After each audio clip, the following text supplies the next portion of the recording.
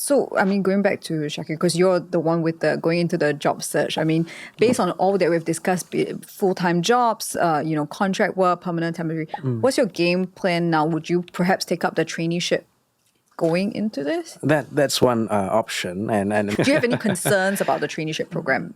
Well, there was one concern about the basically how when the traineeships end, potential employers will they be actually only offering salary of just a lower percentage as compared to other full-time jobs, basically because the traineeships, the Offer allowance, lower pay, right? the allowance offer lower, so only offering just a little bit more.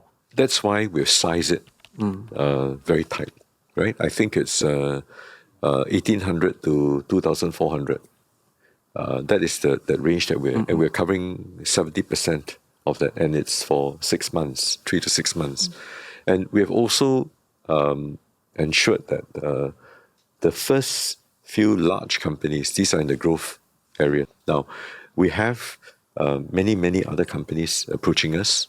We are quite careful in terms of how we want to size this, and companies have to give us an undertaking that they are not undergoing any retrenchments. The last thing we want is, for a full-time employee to be replaced by this so-called, relatively cheaper type of labor, which is not the intent of this initiative. So GRID is a combination of public and also private sector. Of course, majority private, but quite a substantive minority from the government. And so we ensure that this is continually tightly managed, right? And we hope that we will see the same impact as the SUT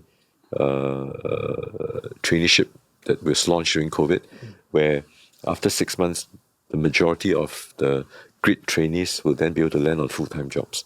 And the reason why we tightened the scope and we also gave less compared to SUT is because precisely for the reason that you talked about, we don't want it to cannibalize those full-time job opportunities that will be available. Then it becomes a cheap sourcing for these companies. Yeah. So we're quite careful about that.